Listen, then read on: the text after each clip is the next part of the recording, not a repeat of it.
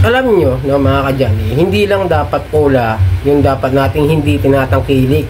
Lalo na kung to may koneksyon o merong kinalaman dun sa mga nagsasabi na buburahin daw nila yung inyong mga loan. Dito. No, yung mga, alam nyo na, yung mga bura-buragang, yung mga nag-aalok ng offer na tatanggalin yung account ninyo doon sa ola. Okay? Huwag nyo tatangkilikin yan. Huwag kayong naniniwala dyan sa mga ganyan. Alright, magandang gabi sa inyo lahat at ito po ang inyong lingkod, Johnny, at maglalambing lang po ako sa inyo na paki-follow po ang aking mga social media account, ang Facebook, TikTok at itong aking YouTube channel. Paki-like na rin po ang video, share nyo na at i-hit nyo na yung notification bell para updated po kayo sa mga videos na ginagawa natin dito about sa usapang online lending apps.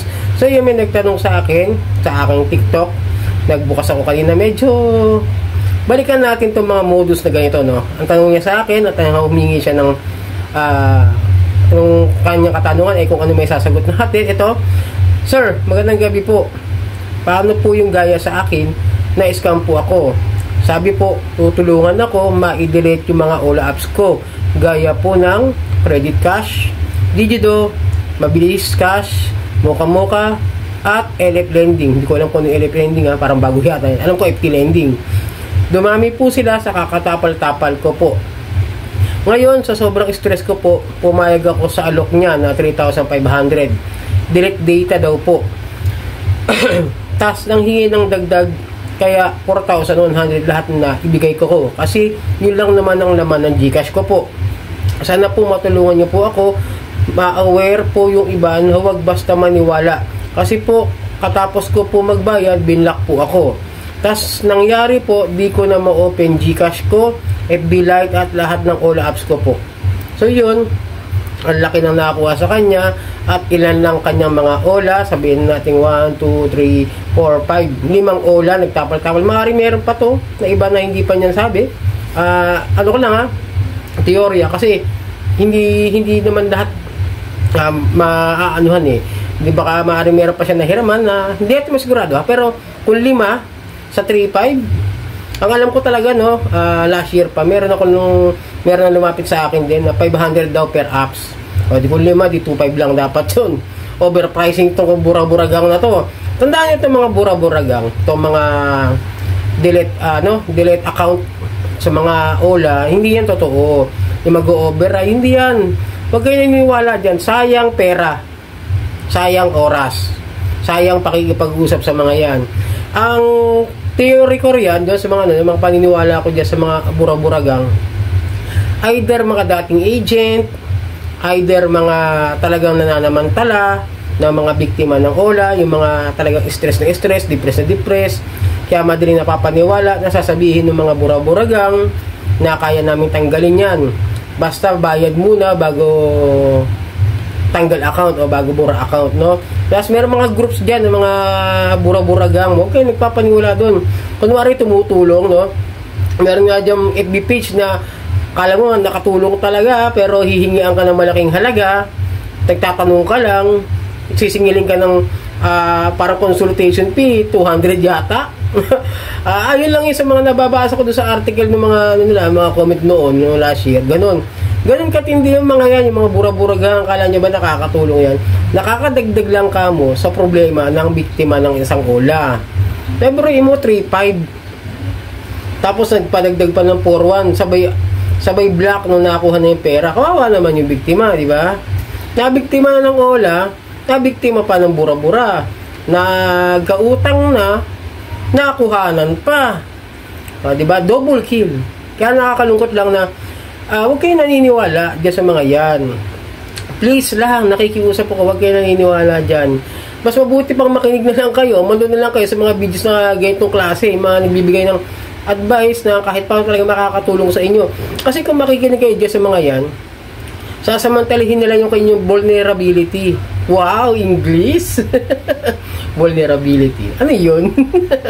Hindi, pero alam ko yan, yung mga kahinaan, yung mga pagkakataon na hindi alam ko ano yung mga gagawin. Kumbaga, yung mga kakulangan. Yan, okay, no? Yun po kasi yung mga tinatarget ng mga yan, yung mga talagang stress, depressed na mga biktima ng Ola. Okay? At, kikita mo sinamantala, excuse me po. Okay? Pero mo, 3.5 may nakuha, nagpadagdag pa ng magkano pwede, 600, naging 4,100. Diba? Sinaid lahat yung pera nung biktima. Tapos hindi ko lang kayang sagutin dito, yung dahilan nyo, yung sinabi nyo na hindi nyo na ma-open yung Gcash nyo, yung FB Live nyo, tsaka yung mga all apps ninyo. I'm not sure. Maliban na lang siguro kung may binigay kayong ibang mga impormasyon na pwede naka-access doon sa Buraburagang na member. Kasi may mga ideya yung mga yan eh. Yung iba dyan, alam ko talaga marunong sa mga IT, sa mga paggalaw ng mga ng mga ganyang klase ng mga apps o mga cellphone, no? May nabibigay kayo mga impormasyon. Kaya minsan, ayoko rin, kahit na sabi sa OLA, lalo yung mga OLA nang hihingi ng mga bank account, wala akong tiwala. Never. Gcash ko ayoko ibigay minsan eh. Nagdadalawang isip ako, pero dahil di ko masyadong ginagamit yung Gcash, okay lang. Pero yung ganun, no, tandaan nyo, huwag kayo nagpapaniwala sa mga buraburagang. May mga pages pa nga yung mga yan na akala mo talaga nakatulong. Nakadagdag lang ng problema ng biktima. Nakakalungkot lang isipin na may mga tao, lalo ngayong Kapaskuhan o ngayong holiday season, na magbabagong taon naman, gagastos na naman yung tao, sinasamantala yung pagkakaroon ng problema. Sinasamantala yung pagkakaroon ng depression ng iba. Sinasamantala yung mga bagay na alam nilang madali ng mauto dahil nga sa kaba at takot na nararamdaman ng mga biktima ng OLA. Dahil sa mga harassments, dahil ayaw nga nila ma-harass, ayaw nila ma-post. Pero payo ko sa inyo, mga ka-Johnny, wala makakatulong sa sarili nyo kundi sarili nyo lang. Okay? Lagi nyo tatandaan yan. Kung kayo nabaon ng husto sa mga OLA, huwag kayong maniniwala dyan sa mga nag-aalok. Yung mga nagbibigay ng mga sasabihin na tumutulong sila pero may malalaking halaga ng kabayaran. Maliban na siguro sa kung katulad ng mga group na kaya sabihin mo may bayad pero nakikita nyo may ginagawa. Nagre-report sa mga ahensya ng gobyerno, di ba? Siguro mas okay sa akin yun. Di ba lang magbayad ako as long as may ginagawa sila para maproteksyonan yung biktima ng OLA. Unlike doon sa iba na maninghingi na nga, wala namang ginagawa. Maliban na lang sa papayuhan na sasabihin, geto mag-change ka lang ng SIM. Yun lang, hanggang doon lang. Sabi ko nga, kaya ako hindi ko humihingi doon sa GC ko eh. Sabi ko, tulong ang binibigay ko kasi biktima rin ako. Naiintindihan ko naman yung sitwasyon ng mga biktima ng OLA. Kaya sa GC ko, hindi ako nang hingi ng mga ganun. Para sa akin, pero siyempre, iniiwasan ko pa rin na mapasok ako ng mga OLA agent. Kaya paminsan-minsan sinisilip ko pa rin yung GC ko. At kung gusto niyo pumasok sa GC ko, lalagay ko na lang yung link dyan sa description, no? At meron kasi ako member na humingi rin ng ganyan na noong nakaraan lang bago magpasko, may nag-aalok na buburahin daw yung kanyang account. Sabi ko, wag kang papautos sa mga yan. Wag ka magpakikipag-transaction sa mga yan. Lilinakin ka lang yan, gagamitin lang yan yung mga kahinaan nyo. Hindi yan makakatulong. Makakadagdag lang yan sa mga utang ninyo. Kasi kadalasan dito sa mga gumagamit ng mga buraburagang nang hihiram lang din ng pera para ipambayad doon. Hindi para takasan kundi para mawala lang daw yung mga account nila sa mga OLA na hindi naman totoo.